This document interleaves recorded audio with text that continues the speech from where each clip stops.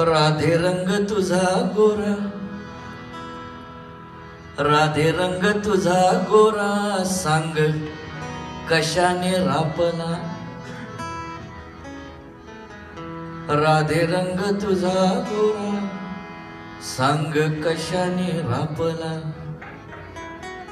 मिठीतून सावळ्याच्या, मिठीतून सावळ्याच्या रंग सावळा लागला. राधे रंग तुझा गोरा, सांग कशाने रापला.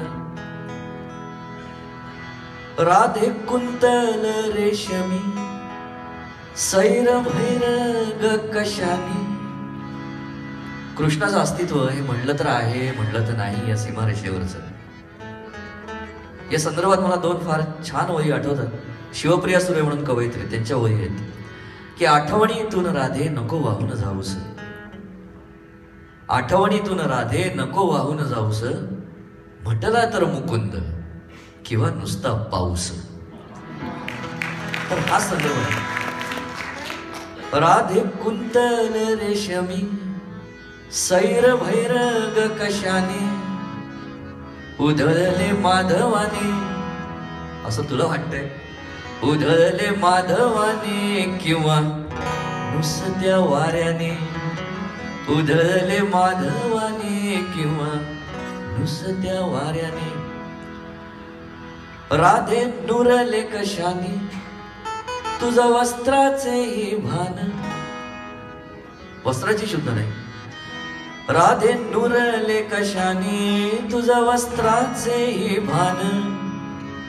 निळा प्रणय अथवा, प्रणय पण तो कृष्णासोबतचा प्रणय, त्याच्यामध्ये तो निळा प्रणय. नुसता प्रणय हा देहस्वी असू शकतो, देहाशी संबंधित असू शकतो, पण निळा प्रणय हा आत्म्याशी संबंधित असतो. राधे नुरले कशाने, तुझा वस्त्राचेही भान.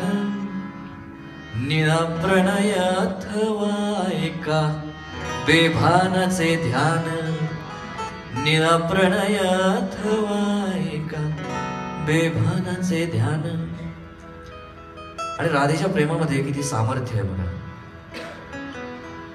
राधे दृष्टीतून काग घन सावळा थिजला.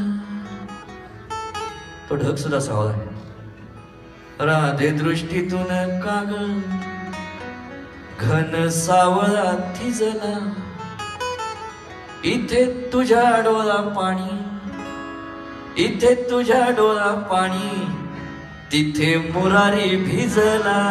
राधे रंग तुझा गोरा, सांग कशाने रापला. आणि शेवटच्या दोन ओळी आहेत. डोळा पाणी जिणे ऊन, इंद्रधनुचा सोहळा. ऊन आणि पाणी एकत्र आलं की इंद्रधनुष्य पडतं. हा संदर्भ आहे. फक्त या ठिकाणी हे जे ऊन आहे ते विरहाचं ऊन आहे, आणि पाणी आहे ते राधेच्या डोळ्यातलं पाणी आहे. डोळा पाणी जिणे ऊन, इंद्रधनुचा सोहळा.